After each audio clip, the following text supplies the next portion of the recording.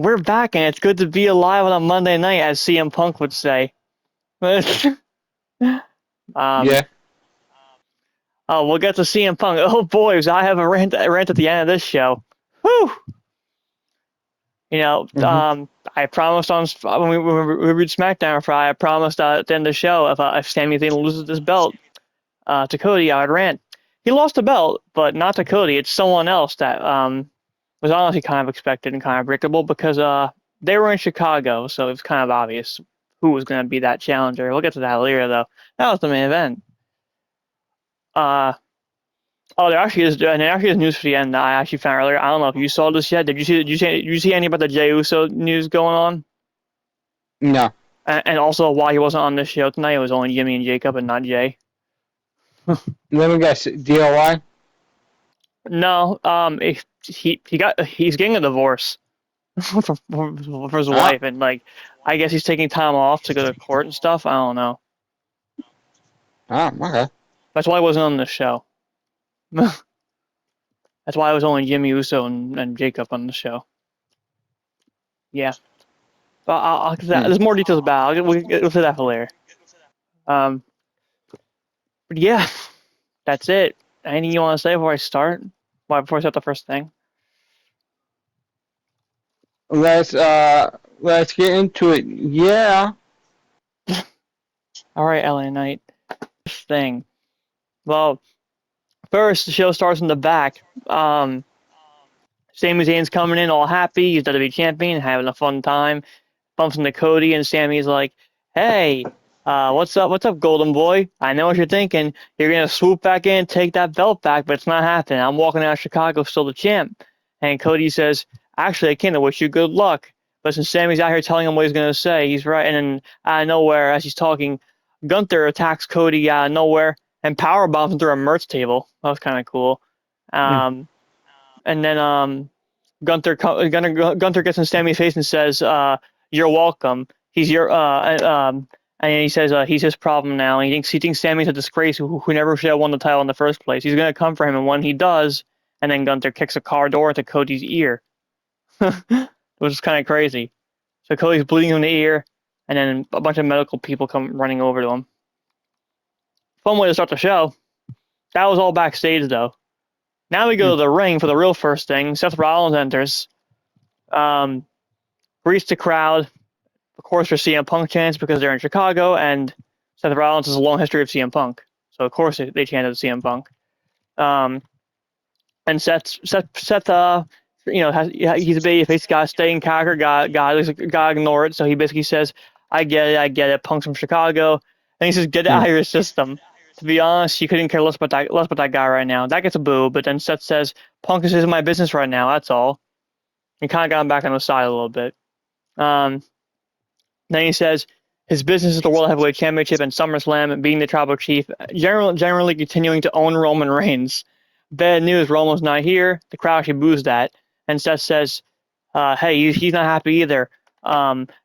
Because Roman wasn't feeling it, or the check wasn't big enough, and that's just who he's been from day one. Roman's been the chosen one, and nobody wants to hold him accountable. The Shield debuted as a trio. There was 3 of them, but it was made clear that Roman was the chosen one. Roman was going to be the guy in the marquee, the big star, the guy made it to WrestleManias, and it didn't matter that he can cut a promo, wrestle his way out of a paper bag. It was always going to be Roman, and he's going to be honest. That didn't sit right with him. And he starts pointing out kids in the front row. He's like, this little boy right here, he's 4. This one's maybe 7. This one's 9. And then he says he was that boy in the crowd. He was all these people in the crowd, all these little boys in the crowd, being a fan. All he wanted to ever do his whole life as a fan in the front row was to walk out on that ramp with a mic in his hand, get in the ring, main event Manias, be the biggest star in the industry. And he did do that, but Roman was he was always behind Roman in all those moments. And he said, those were his dreams, and to watch those dreams be handed off to somebody else, that broke something in him. Every decision he made after that was a direct response to seeing his dreams handed off to somebody else who didn't deserve it. So when he broke up the Shield, he broke them up because he was trying to catch up to Roman. When he cashed in and made Mania to ruin the Roman Brock match, it was so he could stay close to Roman. He knows that sounds petty, and it was, but he truly believed in his heart. This is a long promo, but he truly believed in his heart if he put in the work and sacrificed and worked hard, he could still achieve those dreams. I'm reading this off Google because I didn't write all this down. It's a long promo. He believed he and Roman were running at the same race, but boy was he wrong. And it occurred to him a couple years back that Roman said something about him that changed everything for him. Roman admitted, I actually remember this promo too. This was back in like 2020, like this the thing he's about to mention. Back in 2022, when Roman was still like the 3-year champion and they were feuding. I remember him saying this in the promo. Actually, I remember seeing him say this live. Roman said he works 10 times less and makes 10 times more than Seth does. I actually remember him saying that in the promo. I saw that live. And Seth says, that's bullshit. It made Seth want to puke. Because for him, it was never about the money, living in some mansion. For Seth, the reward was the work. Roman has to beat him to work, to prove that he's not a fraud. But Seth has to beat him just as much to prove himself, to prove that 5-year-old in the front row that through hard work and sacrifice and dreams, he can still achieve greatness. When Seth Rollins has a big match planned, this dude is so good on the mic. Like, he's like one of the best big match promo guys. Like if he's in a feud for a big match, like this guy locks the hell in on the mic. Like if he's in like a big feud for a major match, he locks the hell in and brings out some of his best mic work. He's so good at that. Like maybe when he's in these kind of matches, he's so good on them. He cuts such good promos. This was great. And then LA Knight enters. He interrupts him.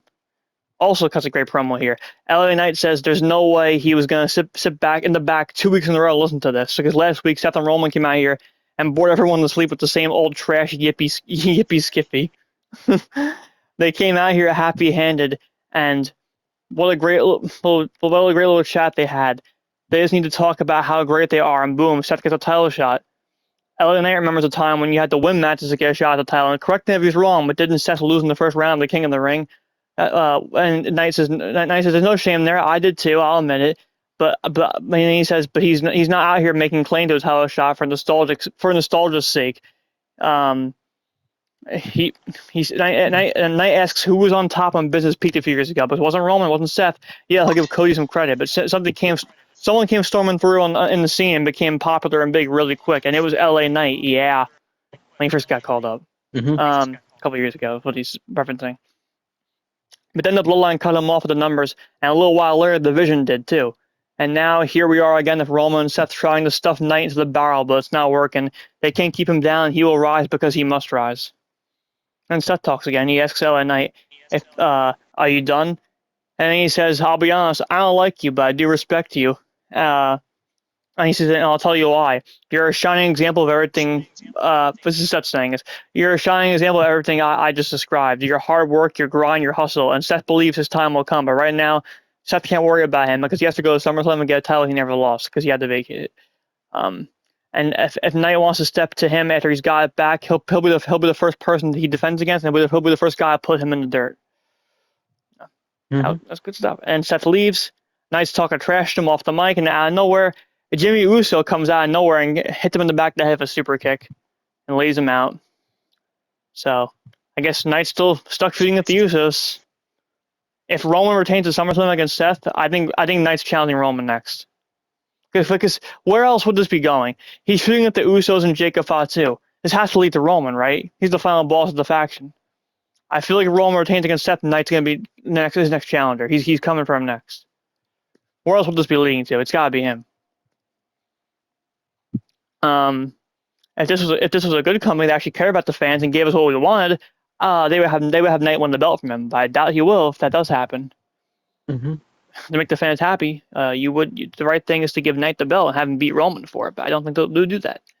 This man, every time he gets promos, he gets huge reactions. Knight's still one of the most popular, most over babyfaces in the company right now. After all these years, and he still hasn't cooled down. They haven't gotten bored of him, and he still hasn't been world champion yet. What are we doing? He's one of the most popular guys they have, and they still never won one. It's crazy to me. I don't understand it. I don't get it. I don't know what they don't see. It's crazy. Yeah. But they'll keep pushing. But they'll push main event Botch Uso over there, Jey Uso. They won't push LA Knight. Well, not that they're not pushing him. Just, they push him and they book him good. But actually, no, I wouldn't even say they book him good. They push him.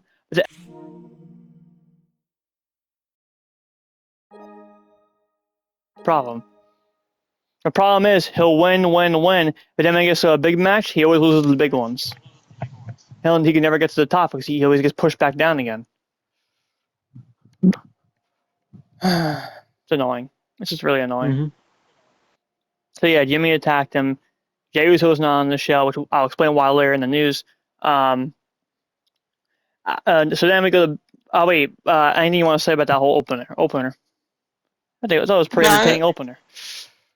Okay, nice. It was fun back and forth. I enjoyed it. They did announce to end the show Roman's back next week, so we'll get another Roman Seth face-to-face promo next week. So that'll be good. I'm excited for that. Gonna go backstage. Adam Pearce is yelling at Gunther. Gunther says Pearce's decision forced his hand, and Nick Aldis is actually back. And he's also yelling. And then Gunther gets kicked out of the arena, and as he's leaving, he tells Nick Aldis that you're not just a failure as a GM. You were a failure as a wrestler back in your day too. Hint, hint of where I think this is going. Nick Aldis is going to be coming out of retirement. Bro's going to start training to train for in-ring again, and he's fighting Gunther at SummerSlam. That's my prediction. I think that was the first tease right there, because he literally said, you fail as a GM and a wrestler. That was a big hint right there. Yeah. And then Pearce says to Nick Aldis, why are you here? And Nick's like, Adam Pearce says, the business is bigger than any of this. And then Nick Aldis says, you let Cody get attacked at the top of your show. And everybody's just going back and forth, pretty much. Then we go backstage. Division's here. Braun Breaker, all of them. Braun Breaker, Austin Theory, Logan Paul. They're all in the back, getting ready. Austin Reed still hurt, so everyone but him, I should say, is there. Then Paul Heyman comes in all angry. He's annoyed at them because they've been losing a lot. The division's been taking nothing but L's, so he's basically looking at them like, guys, you're losers. What are you doing? But then he tells Braun Breaker not to worry about the thing last week. Not to worry about, the whole reason Paul's off TV for months now is because Braun accidentally speared him and wrote him off TV. So Paul says to Braun, don't worry about the thing at the barricade. He didn't even take Seth out. He's disappointed in him. And then he says, as for Austin Theory, you couldn't make it past Joe Henry. I'm disappointed in both of you.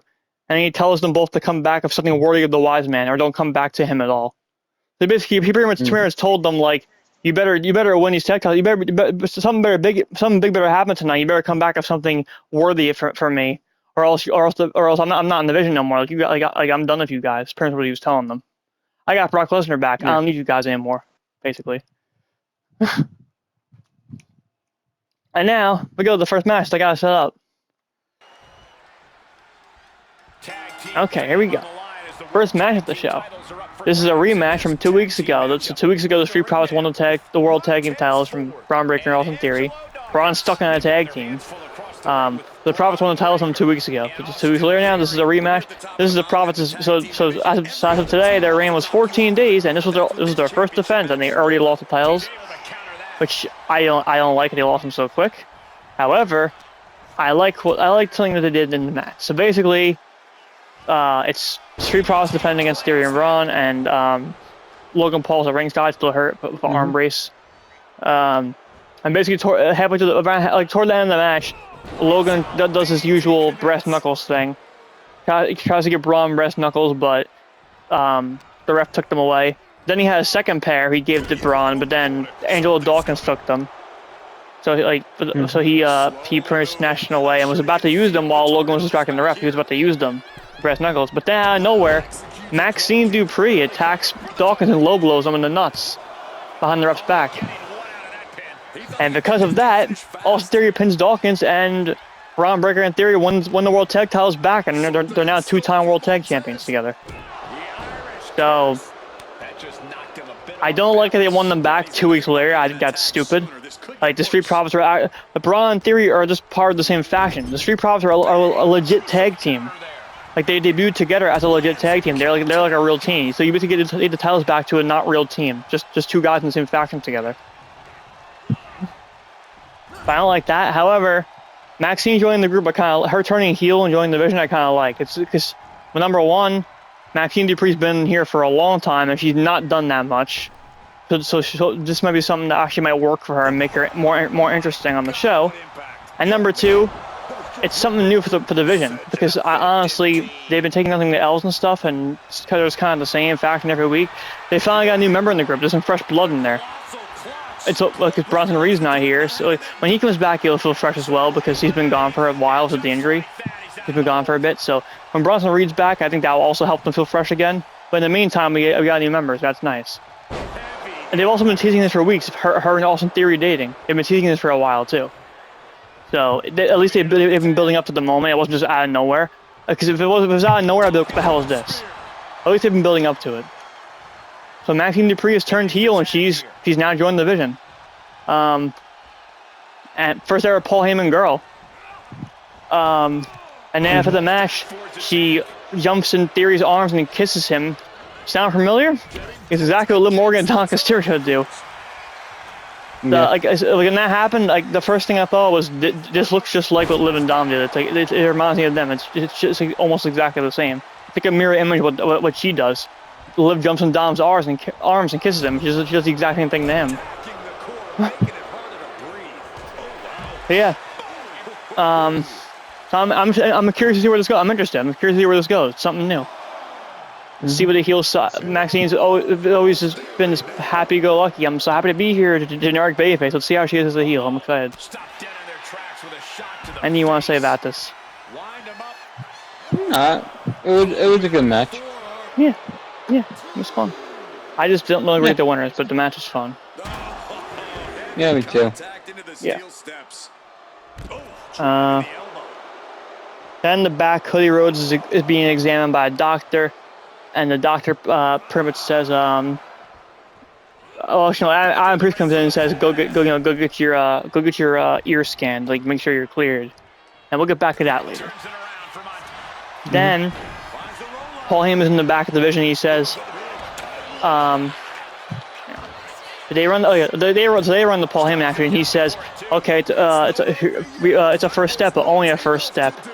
At least someone got something accomplished tonight. And Theory thanks him, and Paul says, oh no, I was talking to Maxine. And then he leaves. And then the whole group gets in the car and leaves, and as they're driving away, Otis and Akira Tozawa come running out. So the rest of the Alpha Academy, and then they just kind of a sad look on their face. The car leaves. So they were trying to talk to Maxine, but they just missed her. And that was that.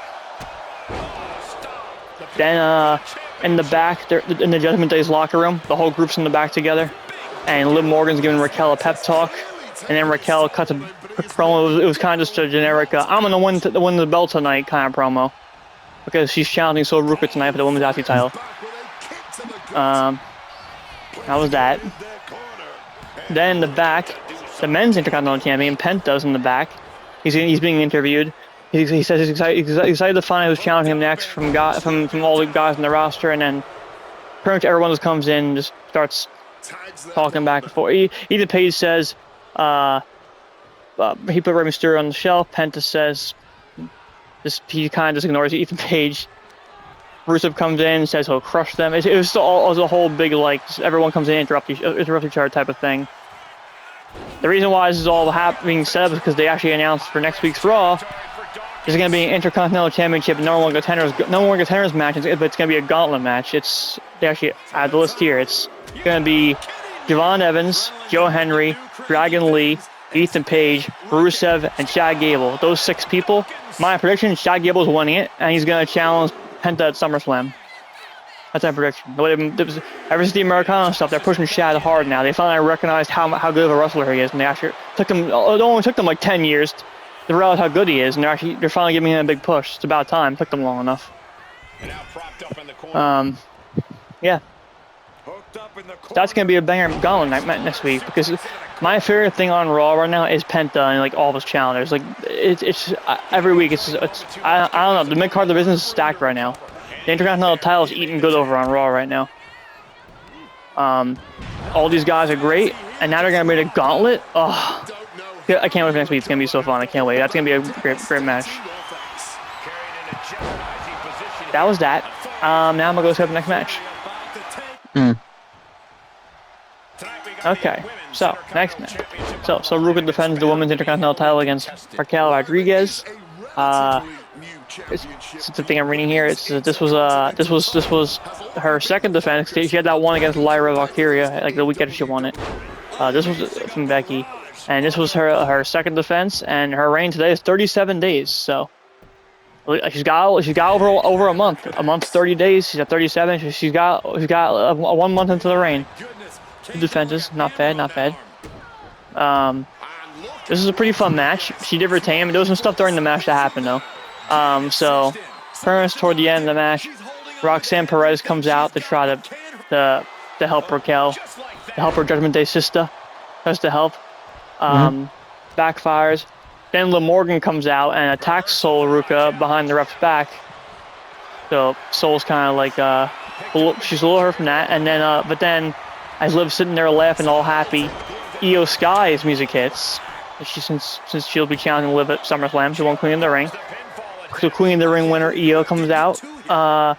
She does a really cool leap from the barricade by the commentary desk. She just jumps on Liv and Roxanne.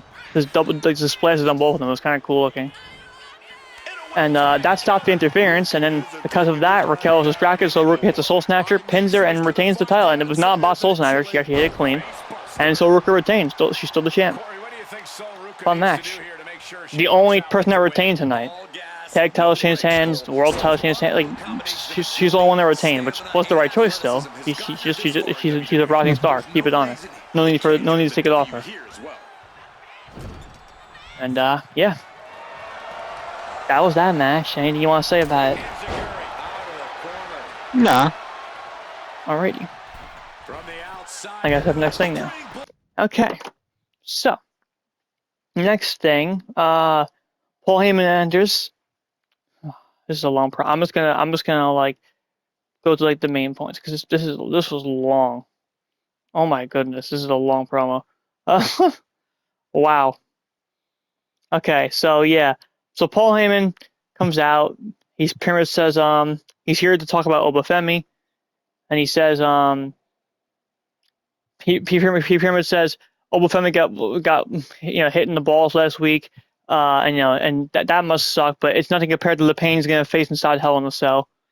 He says Oba's compelled the Beast to emerge from Brock Lesnar. He's motivated Brock and made the biggest mistake in his life by accepting a challenge from Brock Lesnar. Oba isn't coming out of Hell in a Cell. No way, no how. Brock will destroy Oba inside of it. That's pretty much just the promo. Then Oba Femi enters. As always, cool entrance in the company. Love it. The chants are always fun. Oba's promo I will talk about because Oba's just fantastic on the mic. Like underrated. Everyone says how great he is in the ring, and I agree. But underrated mic talker. This man is really good on good at promos. This bro was ready. Like he's so good. So here's Oba's awesome promo. Oba says Paul loves to talk so much. He had to come out here so he wouldn't be lonely and to give him a face to talk to. And then oh wait, Oba talk. I forgot. Paul talks a little bit more first. So Paul says, he prevents people from making bad mistakes, and Oba made a big mistake. Not at Mania. At Mania, he proved the entire world Brock can be beaten. But then in Italy, Brock proved Oba can be beaten too. So now comes the trilogy match. They're 1-on-1. The third and final match. They have to find out which one of them goes on being that unbeatable star. So let's examine who's stepping inside the cell. Oba ain't just stepping in the cell for just anybody. He's getting in there. Brock Lesnar. He does his usual thing. Then Paul starts bringing up all the accomplishments Brock has, UFC champion, beating Brock Lesnar in the Hell in a Cell not once but twice. The guy who TB Taker who invented the Hell in a Cell, he got beaten in it twice by Brock. Oba didn't accept the challenge to step into just a cage at Brock, or just any cell. Brock is the bringer of pain, the beast you cannot beat, the mountain you cannot climb. He used Oba's own catchphrase against him. That's what Oba says, the mountain you cannot climb. He calls himself that. Only one man will leave SummerSlam with that reputation. The reputation that someone who's truly the unbeatable superstar in WWE, and that man isn't a man at all. He's a beast, and his name is Brock Lesnar. Now Oba talks. Oba says Brock showed up last week, and she showed up last week, and what that tells him is the weeks and weeks of Oba calling him out. It got to Brock. It got under his skin. And now Brock can pretend like he hasn't watched the show, but the fact that he showed up tells him that Brock does watch the show. But Paul is here to do his usual damage control and write these checks Brock probably can't cash. because that's what Paul Heyman's been reduced to. Less than an advocate, just a mouth for Brock. And the thing is, mouths need to be fed. So, but how can he be fed if he has no head? That's why Paul's out here preaching Brock's accolades. And Paul's here because he's scared. Every man knows when his time has come, whether at the beginning or the end. And this is the final chapter where the book closes. Oba Brock, Hell in a Cell. What better place to do it than Minneapolis in front of Brock's friends, family, and his wife? Yeah, it's also why I think he's actually retiring in this one, because it's Brock's hometown. I think this is going to be his final match for real this time. I mean, but then again, he loves Saudi money. Many is in Saudi next year, so you never know. It's definitely the end of the Oba feud, though. I mean, Oba and Paul Heyman both said this is the final chapter, the tiebreaker. This is definitely the end of their feud. It's Hell in a Cell. Hell in a Cell's a finale for any feud. And Oba says the ruler will beat Brock Lesnar in front of his children because he's the only thing that stands in front of his salvation. Oba has learned the valuable lesson you have to walk through hell to get to heaven. He tells Paul to tell his client he'll see him in hell. That was an awesome final line. That was cool. And that was the whole promo. What did you think of that? I thought it was really good. Oba was awesome. Yeah. Oba Femi, man. Like, I mean, I haven't seen anyone like hate on Oba yet. I think most people do like him, but if there is any Oba Femi haters, don't sleep on this man. He's good. This dude is a future top guy, future main eventer. Like he's gonna be a big deal in the next few years. This guy's got it. He's got everything you need in the ring, on the mic. He's great on both. He's got it all. Total package. I understand the hype. Like I'm one of those people that's a huge fan. Like everyone loves him. He broke out so quickly, popularity. Like it's and you can see why. He's just that good already. Love this dude. He's awesome. But yeah. Then we get Sami Zayn backstage getting interviewed, and he gets confirmation that Cody Rhodes is not medically cleared to compete tonight, so he's out of the match. So Sami smiles. He sarcastically goes, "Oh, that's terrible." He and Cody have their differences, but he's a good guy, the last real good guy. Honestly, tonight was always wrong. He didn't know why he was supposed to defend his title on Raw when he's a SmackDown guy. And then Adam Pearce rolls in and says, "Sami, you know where you are, right? You're in Chicago." And he promised Chicago a title match, and you better go prepare like he's defending the title in the main event tonight, because he will be. I promised him a title match, and they're still going to get one. Gee, I wonder who's going to defend against. It's from Chicago. I wonder who that could be. Now, before we get to that main event, though, there is one more match that I'm going to go set up right now. All right, next to the tag match, it's basically out of all the guys in the Gauntlet match next week, it was basically 4 of them were having a tag match here. It was two of the baby faces in the match versus 2 of the heels in the match. Chad Gable, Dragon Lee versus Rusev and Ethan Page. I enjoy the Ethan Page Rusev little team. I didn't really care for the first, but like they kind of have this unofficial like alliance as like a team. Like they've been teaming up. It's Ethan Page is literally he's literally that school bully in high school. It's like that talks trash but then he'll be a coward and like have Rusev stand up for him. Like here's the big strong guy. You can't beat me up now. That's basically what this partnership is. It's really funny. And he's also scared of Rusev, so he's trying to keep him happy. It's funny. Ethan Page is just like the classic like cowardly heel, but he can also back it up in the ring. He's really good in the mic. Love Ethan Page. Yeah. So yeah, the tag match was pretty fun. Didn't go very long, but it was pretty fun. I thought Chad Gable was and Dragon Lee were gonna win the match. They've been building up Chad Gable, but Rusev and Ethan Page won, which I also have no problem with, because Rusev needs a win. This guy does not win a lot. Ethan Page also needs it because he's a new guy from NXT. Ethan Page and Rusev won. And they won by Rusev's submission on Dragon Lee. Another thing I liked, they protected Chad Gable too, because he didn't take the pinfall or submission. It was Dragon Lee that did. So yeah, that happened. That's how they won. And after the match, Rusev wouldn't let go of the submission. So Chad Gable tries to get involved, and then Rusev gets him in the submission, doesn't let go of him. He's basically him and Ethan Page are beating them up. Then Joe Henry comes out to try and make the save, but then he gets beaten up as well. And then Ethan and Rusev just stand tall. The heels just stand tall. Which is why I think Chad Gable's still winning the Gauntlet next week, because They have the heel stand tall this week, so they can then lose in the gauntlet match next week. I'm surprised Javon Evans didn't come out because he's also in the gauntlet match. It was weird he didn't come out and try to save them. I don't know where he was on this show. But we'll see him next week. Yeah. So yeah, it's the gauntlet next week's gonna be fun. It's these 4 guys and then also Javon Evans and Dominic Mysterio. It's those 2 and then these 4. So those 6 people. That's the gauntlet next week. Yeah. Yeah. So that was pretty much that segment. Anything you want to say about that match? It was pretty good. Yeah, it was decent. Yeah. Then in the parking lot, Jimmy Uso was leaving, but then the interviewer tries to run up to him and be like, "Hey, what happened back there, Jimmy?"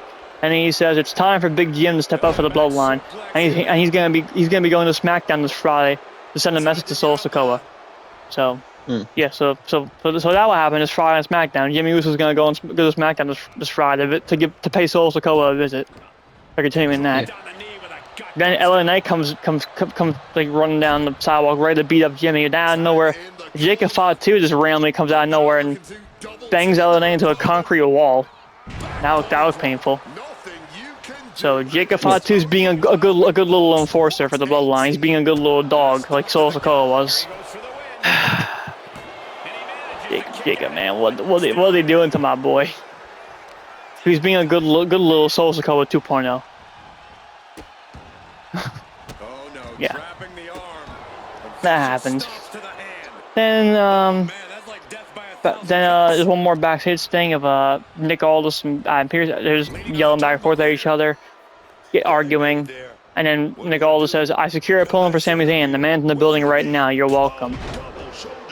Then we get like a pre-tape video of JD McDonough and Dominic Mysterio just calling out Denhausen saying, "We'll see you at Saturday Main Event."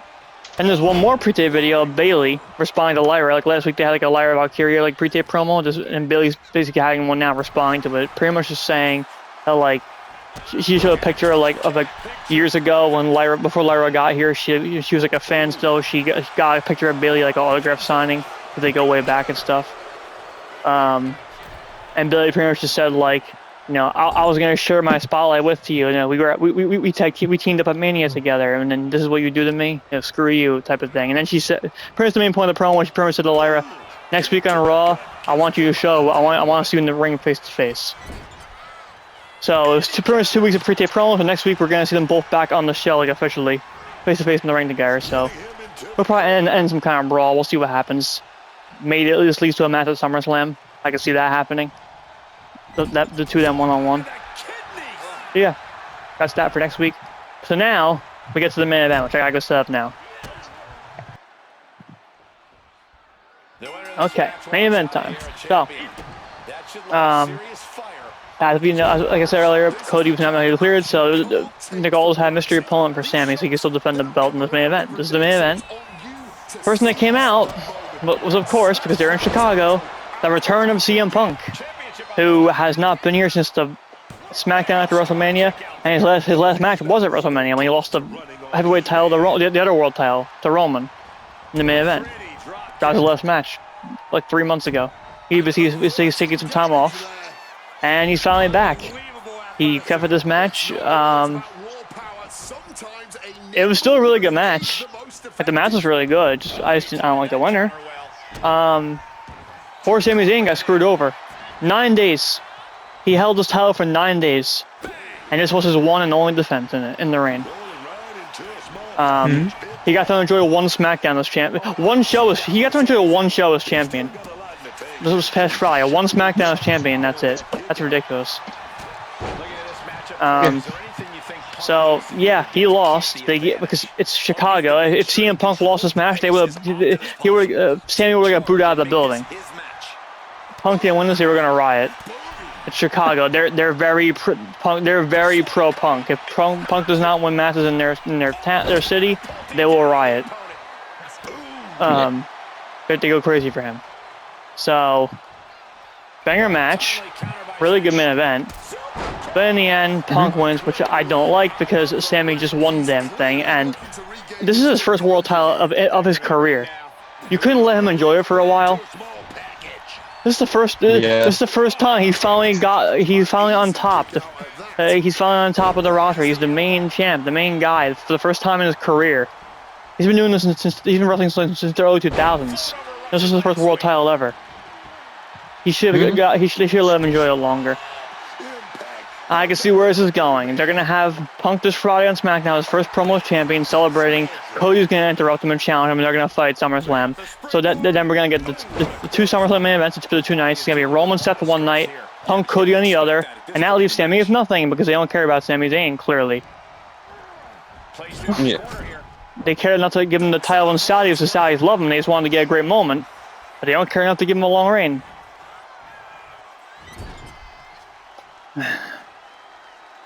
So yeah, I mean, like originally I know I said I was gonna have a huge rant on this, but I would probably be more angry if it was Cody.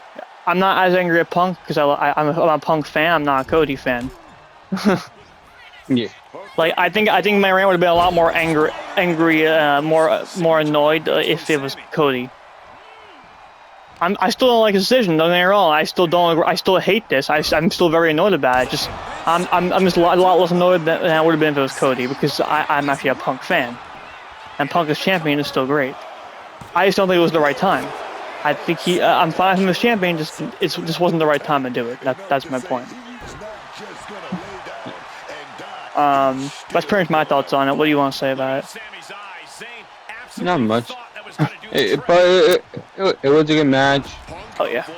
And yeah. Yeah, really good. Yeah, I enjoyed it. That's the one positive I can say about it. The match was really good.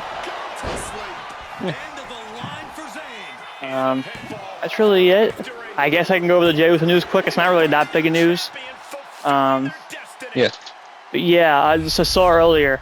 It was actually all over it was on like TMZ news. Like it was on like actual like news stations and stuff, not just wrestling like sites. It's like I don't know. I don't know why, but yeah. Jey Uso is filing for divorce after 12 years of marriage, apparently. He has a son, too. Like, he has a kid. So, don't know who's getting custody. I mean, it's not our business. It's private stuff. It's private stuff. I don't know why these news sites are even saying this stuff. I think, to me, it's kind of messed up, because this is like his private life. Why are you making news about this? Let the man live his life. So, I'm going to guess that's why he wasn't on Raw tonight. Because it was only Jimmy Uso and Jacob, but Jay was not on the show. I'm assuming that's why. He's got some more personal stuff to deal with right now. So there was no yeeting tonight. No yeet. But yeah, that's really it for for that news that news story. Like that's all it really is. It was literally just he's getting divorced and he has a son. His son's like I think 8, 9 years old, so he's pretty young too. Feel bad for the kid, because I mean, me personally, my mom and dad got divorced when I was a little kid, so I can relate. I feel bad for the kid. I know how it feels. That sucks. That must suck. It's a lot of stress. But yeah, that's really it. That's all the news I got. That's really it. Anything you want to say before I end it? What was your favorite match from tonight? Yeah. And leave that in the comment down below. Personally, mine was the man. I hope you like. Mine was Punk and Sami. I hope you like, subscribe, and we'll see you on SmackDown. Indeed. And me solo tomorrow for NXT. Both of us for SmackDown. Yeah. For 2 of us SmackDown, from me to NXT tomorrow. That's it for now, though. See you guys next one. Peace. Peace.